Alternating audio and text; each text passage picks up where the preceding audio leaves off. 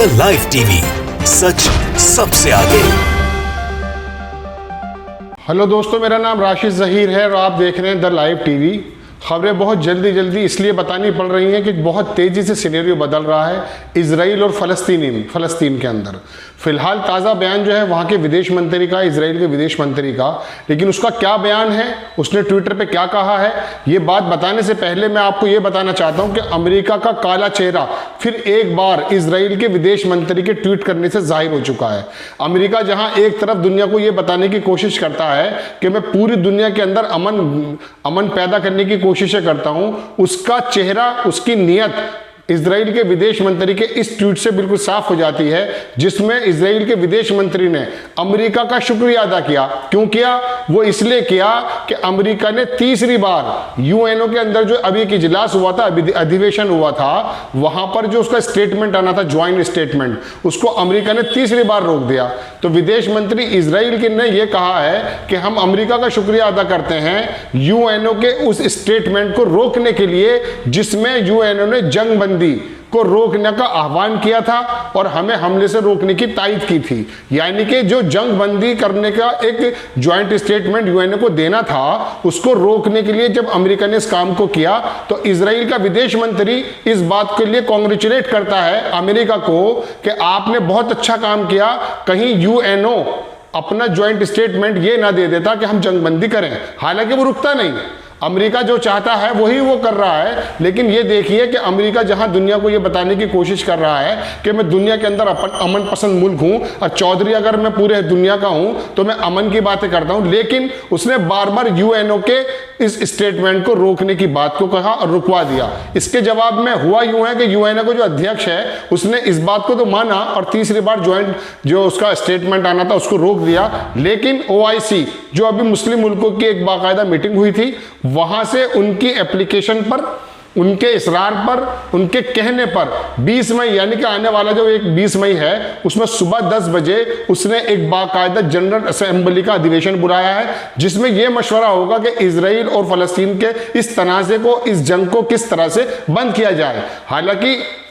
UNO ने बाकायदा उस स्टेटमेंट को तो रोक दिया अमेरिका कहने से, लेकिन यह जवाब ओआईसी के उस सम्मेलन के बाद निकल करके आया है, जिसमें बाकायदा ओआईसी जिसने खुद तो कोई फैसला किया नहीं था। जैसे हमारे यहाँ हाई कोर्ट अक्सर कोई बात हो जाती है तो उसके अपील में सुप्रीम कोर्ट जाते हैं, इसी तरह से ओआईसी, हालांकि वो फैसला ले सकती थी, ये 57 मुल्क मुस्लिम जो हैं ये बाकायदा फैसला ले सकते थे, लेकिन इनके अंदर मैं पहले भी कई बार कह चुका हूं कि किसी तरह की कोई हिम्मत और गैरत नहीं है। इसी वजह से उन लोगों का एक ये करारदाद है, एक निवेदन हुआ है अल जजीरा के नुमाइंदे के अनुसार, उसने ही वो जाके यूएनओ को अपना एप्लीकेशन दिया ओआईसी के माध्यम से कि एक इजलास को बुलाया जाए, जिसमें यूएनओ के अध्यक्ष ने, जिनका नाम इसका नाम है वोल्कन बोस्किर, उन्होंने बाकायदा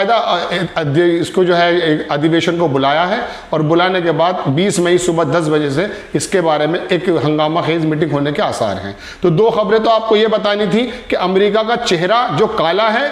अंदर से काला है, और वो पूरी दुनिया के अंदर किस तरह से अमन की कोशिशों को खत्म करने की कोशिश करता है, इस बात से जाहिर हो गया कि जब यूएनओ ने जंग बंदी का आह्वान करने के लिए अपने स्टेटमेंट को जारी करने की बात की तो उसने उसको रोक दिया। और ये तीसरी बार हुआ है, ये एक बार स्टेटमेंट हुआ उसको रोका, दोबारा देने की कोशिश की उसको रोका, और तीसरी बार बहुत नरम लफ्जों में जब यूएनओ ने इस बात को कहा कि फलस्तीन के अंदर बहुत जुल्म हो रहा है और इस जंग बंदी को रोका जाए। इस स्टेटमेंट को दुनिया कोई भी बोल सकती है, लेकिन इसको भी यूएनओ के स्टेटमेंट को अमेरिका ने रोक दिया। विदेश मंत्री इस बात के लिए उसको कांग्रेचुलेट कर रहा है, तो दोनों का पता चल जाता है कि दोनों की बात कैसी है। अब कहा यह जाता है, मैं अपनी बात को यहां रोककर दूसरी बात भी कहना चाहता हूं कि एक रिपोर्टर को अपने जज्बातों को काबू में रख करके अपनी रिपोर्टिंग करनी चाहिए। जो वो आंखों से देखता है, जो हकायक है, उसको बताना चाहिए, लेकिन रिपोर्टर होने के साथ साथ हर एक रिपोर्टर के इंसान भी है। अमेरिका की इस शरारत को मैं पहले से बयान करता आया हूं और बताता आया हूं कि इसकी इंटेंशन क्या है। ये दुनिया, ये इस वाले खित्ते में, इस वाले रीजन में कभी अमन ही नहीं चाहता। जो बाइडेन की शरारत हर एक कदम पे नजर आती है, और ताजा शरारत ये नजर आई है जिसका इंकशाफ, जिसका खुलासा खुद किसी और ने नहीं किया, उसी के साथी, उसी के पिट्ठू इजराइल के विदेश मंत्री ने किया है।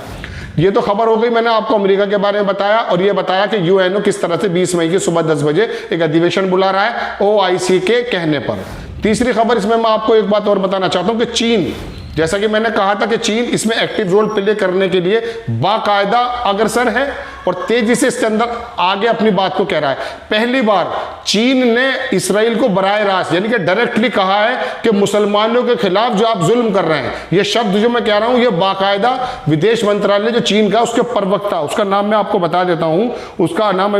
उसका नाम है, चीन के जो विदेश मंत्री हैं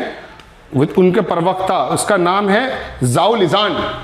लिजान। ये बहुत इंपॉर्टेंट पर्सन है और ये अक्सर चीन के जो विदेश मंत्रालय है उसकी तर्जुमानी करते हैं, उसके स्पोक्समैन है। उसने कहा बाकायदा विदेश मंत्रालय की तरफ से चीन के कि इजराइल को इस तरह के जुल्म सितम को बंद कर देना चाहिए जो मुसलमानों के खिलाफ वो कर रहा है। और दूसरे उसने कहा कि अमेरिका जो अपने आप को चौधरी बनता है, ये शब्द मेरे हैं, लेकिन अमेरिका को इसके अंदर बाकायदा एक सीनियर की तरह रोल प्ले करना चाहिए और जंग बंदी के बारे में बात करनी चाहिए। और तीसरी बात उसने कहा पूरी दुनिया से, ये उसने कहा कि इस वक्त जो फलस्तीन के अंदर मुसलमान परेशान हैं उनको इमदाद की जरूरत है, पूरी दुनिया को बिल्कुल मुट्ठी बंद करके और बहुत यकजहती के साथ और टुगेदरनेस, मतलब मुश्तरका बोलते हैं कि अपना ज्वाइंट एक प्लान ऐसा बनाना चाहिए कि किस तरह से फलस्तीन के अंदर जो दवाइयां कम हैं, अस्पतालों की कमी है, खाने की कमी है, इनकी इमदाद किस तरह से पूरी हो जाए। पूरी दुनिया से उसने आह्वान किया कि मुसलमान फलस्तीन के अंदर जो परेशान है उनकी मदद की जाए। ये तीसरा बयान मैंने आपको बताया जो बहुत इंपॉर्टेंट है और इसके अंदर पहली बार ऐसा हुआ है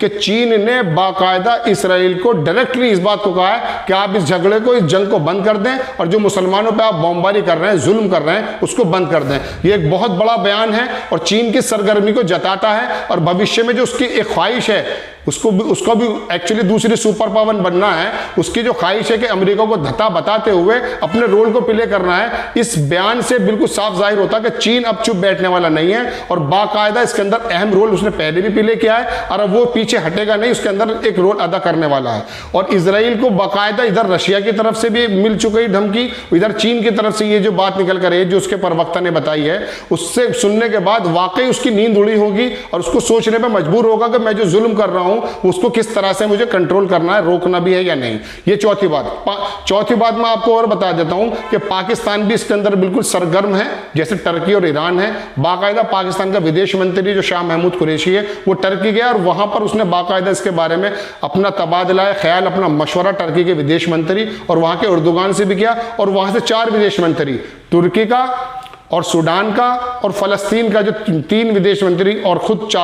चारों मिलकर के यूएन अमेरिका गए हैं। वहां इस इजलास में जो मैंने बताया है, इस अधिवेशन में भाग लेंगे और अमेरिका सरकार को समझाने की कोशिश करेंगे कि किस तरह से यह जंग बंदी हो और किस तरह से मुसलमानों पर जो जुल्म हो रहा है वो किस तरह से रुकें। ये 4 खबरें बहुत तेजी से सिनेरियो चूंकि चेंज हो रहा है तो बार बार आपको मैं अपडेट करने के लिए हाजिर हो रहा हूं। तो 4 बातें हुई हैं। पहली बात, अमेरिका का काला चेहरा बिल्कुल सामने आया है, उसका इंकशाफ, उसका जो बाकायदा जो बताया है वो वहां के इजराइल के विदेश मंत्री ने अपने ट्विटर पर बताया, जो कि आप देख सकते हैं। और दूसरी बात, पाकिस्तान का विदेश मंत्री वहां पहुंचा है। तो इंपॉर्टेंट जो सबसे बड़ी बात है वो ये है कि चीन ने बाकायदा एक्टिव रोल प्ले करते हुए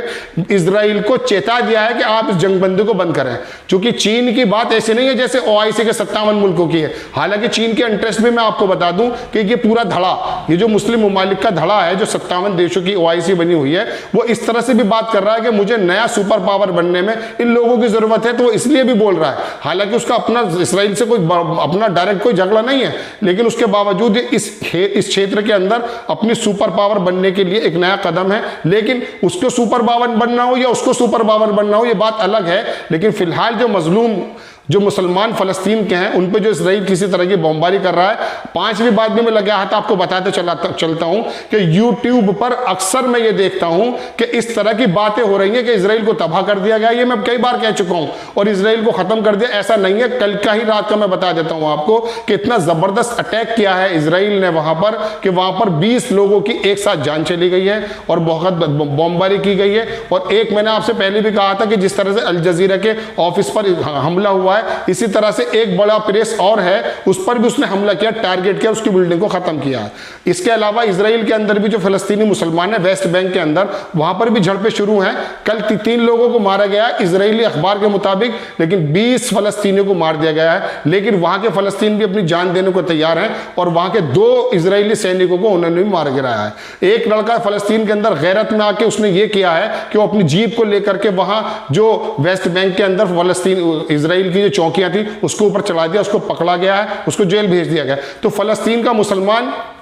चाहे इजराइल के अंदर मौजूद हो या फलस्तीन के अंदर मौजूद हो या गाजा के अंदर मौजूद हो या लेबनान के जो बॉर्डर पे मौजूद हो, वो बाकायदा अपनी बात रख रहा है, अपने जुल्म सितम का जो तरद्दुद कर रहा है। जिस हद तक भी वो पत्थर से लड़ना, पत्थर अगर उसके हाथ में हो तो पत्थर से लड़ रहा है, मिसाइल उसके हाथ में है तो मिसाइल से लड़ रहा है और पूरी दुनिया के मुसलमानों को बाकायदा एक सबक देने की कोशिश कर रहा है। वहां का बच्चा शहीद होने वाला कि मैं तुमसे बड़ा, तुम्हारे अंदर जो बड़े बड़े जर्नल है ना, उनसे भी बड़ा काम मैं कर रहा हूं, अपनी जान को शहीद करके, अपने आप को कुर्बानी देकर। लेकिन पूरी दुनिया के मुसलमानों की और इंसाफ पसंद लोगों की, ये खास करके मैं इस रीजन की बात करूंगा, उनकी गैरतें जागने को तैयार नहीं है। चीन बोलने को तैयार है, रशिया बोलने को तैयार है, लेकिन इस मुस्लिम मुल्कों के अंदर ऐसी चुप्पी छा गई है कि वहां पर बच्चे शहीद हो रहे हैं, महिलाओं पर जुल्म हो रहा है और निहत्ते लोगों को मारा जा रहा है। लेकिन इनके मुंह से शब्द तो निकल रहे हैं सिर्फ मजम्मत के, कंडेम के, लेकिन फिजिकली जितनी ताकत इनके पास है, 65 लाख फौज, मैं बता देता हूं आपको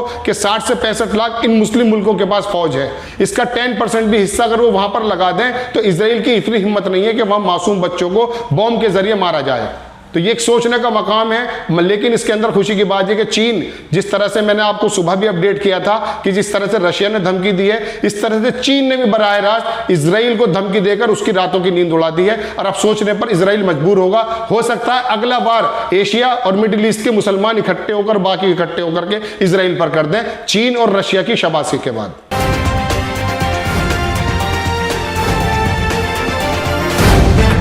द लाइव टीवी, सच सबसे आगे।